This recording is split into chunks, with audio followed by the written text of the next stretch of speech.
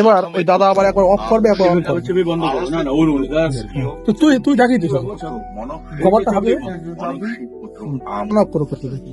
এবার অন করো। ও তাহার ভাতৃগণ আর এটা বই বাবিলে করলে এটা নির্বাসন কালে মথি লিখিত সুসমাচার 2 অধ্যায় এটা এরূপ কেউ কোনো কথা বলতে না, বইলে আমি এই বন্ধ হয়ে গেল। আর দেখা যাচ্ছে আপনি ছাড়ুন। সুর জন্ম হইল এবার মানে ইয়ে বানানোর জন্য পূর্বদেশ হইতে কয়েকজন পণ্ডিত জেরুসালেমে আসিয়া কহিলেন, এটা হচ্ছে ঘরে ঘরে তোমার আলো জ্বলবে, প্রতিটি ঘরে ঘরে তোমার ধন্যবাদ করি, তোমার প্রশংসা করি। তুমি প্রত্যেকটা আরোগ্য দেবে। প্রভু যারা অসুস্থ আছে যিশু নামে সুস্থতা দেবে। আর প্রভু আজ সেই মুহূর্তে জায়গাকে জোয়ার বয়ে ধন্যবাদ দেবে। আমি গৌরব করছি যে দিদি সাইকেল তুমি দিয়েছো, যে ভুল ত্রুটি অযোগ্য ক্ষমা করো, কিন্তু তোমার নামের গৌরব নিত্যস্থায়ী হোক। তোমার গৌরব হোক প্রতিদিন তোমার জন্য। ওই মন্ডলকে তোমার হাতে রাখছি, তুমি তাদের জীবনে আশীর্বাদ দাও, তুমি নতুন ভীষণ দাও, যেন তোমার রাজ্যের জন্য প্রত্যেকে কমিটমেন্ট করে হাঁটতে পারে। হ্যাঁ প্রভু আমি কাজ করি। প্রভুকে জানতাম না, তখন বুঝতাম না, কিন্তু যখন থেকে অরূপদাকে দেখেছি, সে নিজের বিজনেস করতো, আমি নিজেও গেছি দেখেছি। হ্যাঁ ওই লোক ওখানে বলা যেত না, নিজে ড্রাইভিং করতো, নিজে পোস্টমাস্টার চালাতো, আবার লোকদের তুলে নিয়ে গিয়ে বাইবেলের জন্য শিক্ষা দিত। ওই দেখো দেখো একই কথা তিনি বললেন, কি ওল কি কাজ করতেন, তাম্বু বানাতেন। কিন্তু আমরা চুরিদারি করি না, বিরাট অর্থের জন্য নয়, কিন্তু আমি পরিশ্রম করি আর যিশুর জন্য আমি করি এইটা, এতে কোনো লজ্জা। হ্যাঁ সেই জন্য আমরা বিরাট ধরনের মন্ত্রী না, বিরাট ক্ষমতার লোক না, কিন্তু আমি এটা চলে যাবে খুব উৎসাহ পাই এটা দিয়ে, যে আমিও একটা কৃষক পরিবারের ছেলে, চাষ করতাম আর প্রভুর কথা বলা, এটা হচ্ছে। সেই জন্য মেজর লোক আমাদের এখানে যত লোক আছে, কেউ মাঠে কাজ করে, কেউ মাছ ধরে, আলাম এটা কোন আমাদের বসিরহাট আছে, মেজর আছে, বেশি অংশ সবাই পরে বাড়ি কাজ করে। আলাম আপনি কিছু বই নিয়ে যান বাড়িওয়ালা কিছু, তারা বাড়িওয়ালা খেতে আছে। কেন কোন লোক হোটেলে রান্না করে মাসি, আপনার অন্তত পক্ষে 1200 বাইবেল দিয়েছে কাঁধে খদ্দের।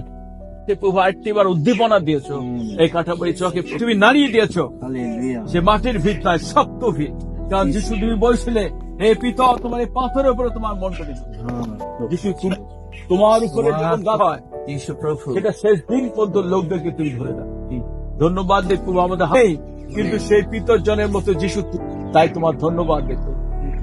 থ্যাংক ইউ যিশু, তোমার ধন্যবাদ যে শাস্ত্রের উপরে প্রত্যেক গ্রামে তোমার বাক্য লোকেরা শুনেছিল। প্রভু আমরা দেখেছিলাম পৃথিবীতে অনেক জিনিস আছে, কিন্তু জিনিসের মূল্য নেই, কিন্তু তোমার বাক্যের মূল্য। ধন্যবাদ দে প্রভু, সেই বাক্য প্রাণ খুলে ধন্যবাদ। সেই বাক্য আরো সে প্রয়োজন, প্রভুটা আমরা নিয়ে যেতে। ধন্যবাদ দে প্রভু, এখানে যে দিদিরা আছে ও দাদারা মন্ডলী খারাপ, ও ধন্যবাদ দেশে বিভিন্ন প্রান্তে তোমার বাক্য বহনকারী লোকদের তুমি দাও। ও ধন্যবাদ দে প্রভু, একটি বড় বিস্তর রাজ্য তুমি আমাদেরকে দাও প্রভু যিশু নামে, যেন প্রভু প্রতিটি গ্রামে তোমার সে পথিক চলতে। ঈশ্বরকে মহানামে ধন্যবাদ। ঈশ্বর আগে সুস্থ লেগেছে, ভালো লেগেছে, তার জন্য অসংখ্য ধন্যবাদ। কিন্তু অনেক সময় আমাদের জীবনে কষ্ট হয়, কারণ যিশু আমরা একটু আগে শুনছিলাম কি, যিশু যখন নৌকা ছিল তখন শিশুদের কাছে ঝড় এসে গেছে।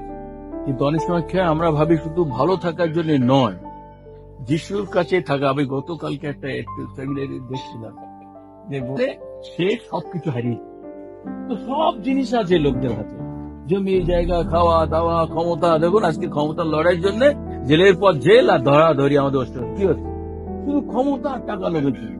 দেখবেন মাছ ঢোকার ব্যবস্থা আছে, কিন্তু মাছ ঢুকতে পারবে, কিন্তু মাছ ঢোকার পরে ও যদি ভাবে মানে বেরোবো এই গলিতে, এই গলিতে যদি কেউ একবার আসে সেই তো ভাসে। সত্যিকার হাসির হলেও পৃথিবীর মধ্যে টাকা পত্র ধন দৌলত আপনি যাই পাচ্ছেন, ওই ঠিক দড়ি ঢোকার মতো আপনি ঢুকে যাচ্ছেন।